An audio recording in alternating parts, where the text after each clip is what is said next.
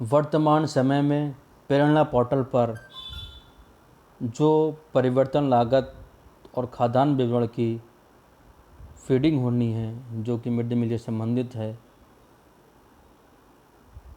उसी के बारे में मैं आपसे कुछ चर्चा करना चाहता हूँ। फीडिंग करने से पहले आपके पास जो आंकड़े, जो डेटा होना चाहिए, उसके बारे में बात करूँगा। फीडिंग कैसे करनी है ये बात हम बाद में करेंगे, लेकिन फीडिंग करने से पहले हमारे पास क्या क्या मैटर होना चाहिए, इस मैटर पर मैं बात करना चाहता हूँ, जिससे कि फीडिंग में कोई समस्या ना आए। तो आप नोट करते चलें अपने पास एक पेपर पर कि हमें क्या क्या डाटा हमारे पास हो। सबसे पहले हम अपने पास परिवर्तन लागत की पंजिका जो हमने बनाई है, परिवर्तन लागत की पंजिका अपने पास रखेंगे। खाद्यान्न विवरण पंजिका, जिसमें खाद्यान्न का विवरण नोट करते हैं, वो पंजिका अपने पास रखेंगे। इन दोनों पंजिकाओं से हमारा बहुत सारा काम आसान हो जाएगा। अब हम बात करते हैं कि विद्यालय स्तरीय उपभोग प्रमाण पत्र जब हम फिल करेंगे तो उससे पहले हमारे पास क्या क्या डेटा होना ज़रूरी है, उस पर हम बात करते हैं। उसमें नंबर 1 है कि 24 मार्च 2020 को उपलब्ध परिवर्तन लागत, जो कि एमडीएम खाते की पासबुक है आपके पास, उससे स्पष्ट हो जाएगा कि 24 मार्च 2020 को आपके पास परिवर्तन लागत कितनी थी। उसको नोट कर लें, नंबर 1। नंबर 2, 24 मार्च 2020 को उपलब्ध खाद्यान्न जो आपके पास था, उसको आप अपने पास नोट कर लें। नंबर 3, सत्र 2020-21 में परिवर्तन लागत जो कि आपके मिड डे मील के खाते में विभाग द्वारा भेजी गई है, उसको नोट कर लें। 76 दिन, 49 दिन, 138 दिन की धनराशि आपके खातों में पहुंची है मिड डे मील के, उन सब को आप अपने पास नोट कर लें। नंबर 4, 2020-21 में आवंटित खाद्यान्न, जो कि ढेर सारे ग्रुप्स हैं जिसमें पीडीएफ आपको शेयर की जा रही हैं। 76 दिन, 49 दिन, 138 दिन की पीडीएफ आपने देखी होंगी। उन पीडीएफ में अपने स्कूल का जो खाद्यान्न है वो आप नोट कर लें और सब कुछ ऐड कर लें। 76 दिन, 49 दिन, 138 दिन का कुल जो आपका खाद्यान्न हो रहा है उसको आप नोट कर लें, अपने पास ऐड कर लें, वहीं लिख लें एक पेपर पर। नंबर 5, कुल धनराशि। कुल धनराशि का मतलब है कि जो 24 मार्च 2020 को जो आपके अकाउंट में पहले से थी परिवर्तन लागत, उसको, और सत्र 2020-21 में जो प्राप्त धनराशि आपको परिवर्तन लागत की हुई है विभाग के द्वारा, उन दोनों को आप ऐड कर लेंगे और कुल धनराशि में अपने पास नोट कर लेंगे। नंबर 6, कुल खाद्यान्न। कुल खाद्यान्न का मतलब है यहाँ पर कि 24 मार्च 2020 को उपलब्ध जो आपके पास खाद्यान्न था वो, और आवंटित खाद्यान्न सत्र 2020-21 में जो हुआ है, उन दोनों को ऐड कर लेंगे और अपने पास उसको नोट कर लेंगे। ये मुख्य और महत्वपूर्ण बात थी जो आपने अपने पास नोट कर ली। उसमें अगला ऑप्शन आता है फीडिंग में 76 दिन, 49 दिन, 138 दिन। तो 76 दिन में हम जो संख्या लिखेंगे, सितंबर 2019 का नामांकन लिखेंगे। 76 दिन का, इसका ध्यान रखें, 76 दिन का सितंबर 2019 का नामांकन लिखेंगे। सितंबर 2019 में जो नामांकन था और प्राइमरी स्कूल में 374 रुपये के हिसाब से प्रति बच्चे के हिसाब से पैसा दिया गया था, ट्रांसफ़र किया गया था, उसकी मल्टीपल कर लें। अब वो जो आपने जितना वितरण किया है आपने, उसको अपने पास नोट कर लें। इसी तरीके से 49 दिन में जो बच्चों का नामांकन था आपके पास, जो लाभार्थी संख्या थी, उसको नोट करेंगे।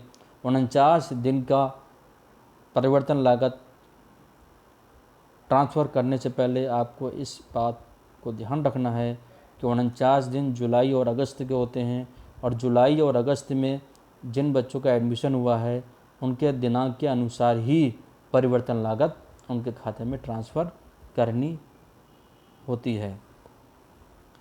49 दिन की जो परिवर्तन लागत प्रति बच्चा थी वो 243 रुपये 50 पैसे थी, और जो आपने वितरण की है उसको आप नोट कर लें। इसी तरीके से 138 दिन हमारे सितंबर से शुरू होते हैं, और 138 दिन में सितंबर 2020 की जो संख्या थी वो नोट करेंगे आप।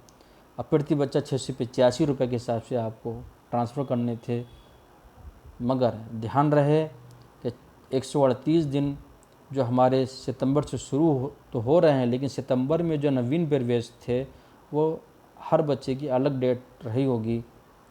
अगर सेम डेट है, एक ही डेट में एडमिशन हुए हैं, तब तो कोई बात ही नहीं है। लेकिन आपने अगर भिन्न भिन्न दिनांक में बच्चों के प्रवेश किए हैं, तो प्रवेश की जो डेट है, जो दिनांक के अनुसार ही आपको बच्चे के खाते में पैसे ट्रांसफ़र करने हैं।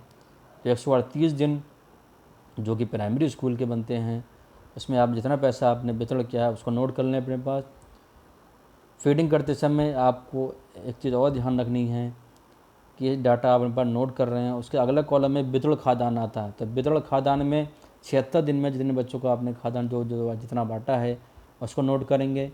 इसी तरीके से 49 दिन में जो खाद्यान्न आपने बच्चों को दिया है उसको नोट करेंगे।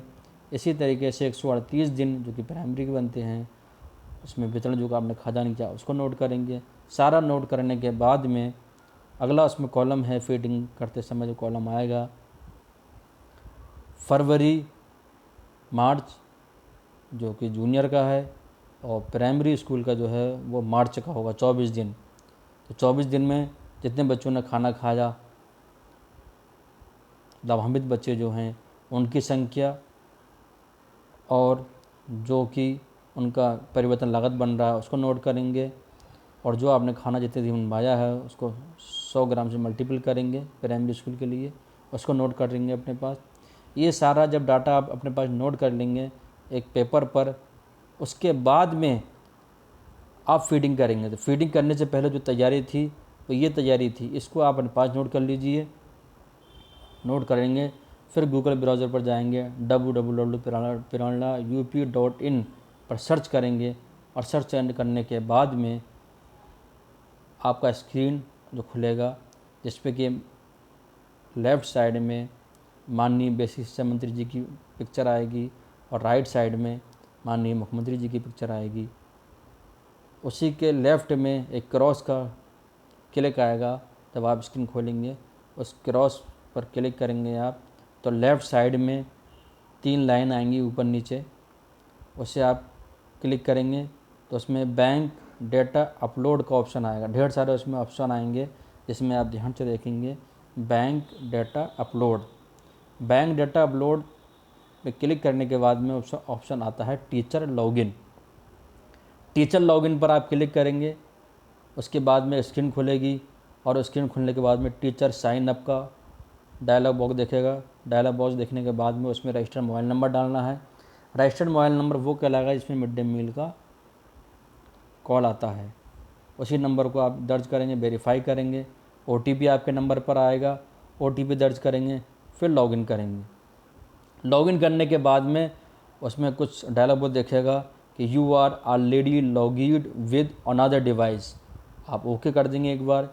ओके करने के बाद फिर आएगा do you want to log out, फिर ओके कर देंगे। फिर नेक्स्ट लिख कर आएगा you have log out successfully, फिर आपको ओके कर देना है। Do you want to continue login, फिर ओके कर देना है। 4 बार आपको ओके करना है। 4 बार ओके करने के बाद में आपको स्क्रीन पर प्रेरणा का मुख्य पेज खुलेगा, जिस पे आप देखेंगे ऊपर लिखा है प्रेरणा, और नीचे student guardian bank excel upload, April से जून खाद्यान्न और धनराशि का विवरण। नेक्स्ट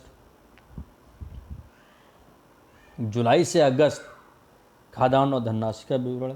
सितंबर से फरवरी खाद्यान्न और धनराशि का विवरण।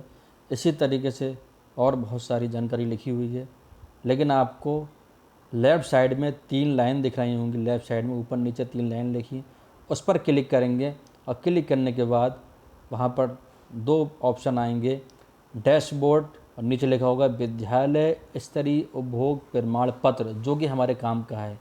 ध्यान से सुनिएगा, विद्यालय स्तरीय उपभोग प्रमाण पत्र, इस पर आप क्लिक करेंगे। क्लिक करने के बाद में आपको वही डाटा सारा फीड करना होगा जो मैंने आपको सबसे पहले बताया है, जो आपने कागज़ पर नोट किया था। तो जब वो जानकारी, सारी जानकारी आपने अपने पास नोट कर ली होगी, नोट करने के बाद में जब स्क्रीन खोलेंगे आप, तो आप फटाफट जो है उस पर फीडिंग करते चले जाएंगे, क्योंकि आप पहले से ही अपने पास में डाटा को कलेक्ट कर चुके हैं। कलेक्ट करने के बाद में तो आपने कलेक्ट कर लिया है डाटा को, आराम से फीडिंग कर लेंगे। फीडिंग करने के बाद में ऑटो कैलकुलेशन उसमें ऑप्शन दिया हुआ है, ऑटोमेटिक है वो, डाटा सारा फिट करेंगे। फिट करने के बाद में नीचे ऑप्शन आएगा सेव का। सेव करने के बाद में वो आपका जो भी आपने डाटा फीड किया है वो सुरक्षित हो जाएगा, और सुरक्षित होने के बाद में आप अपने आराम से वहाँ से PDF उपभोग प्रमाण पत्र की विद्यालय स्तरीय आराम से निकाल सकते हैं। उम्मीद करता हूँ आपको ये जानकारी पसंद आएगी और आपको काफ़ी हेल्प मिलेगी। इसको ध्यान से सुनें और अपने पास नोट करते चलें।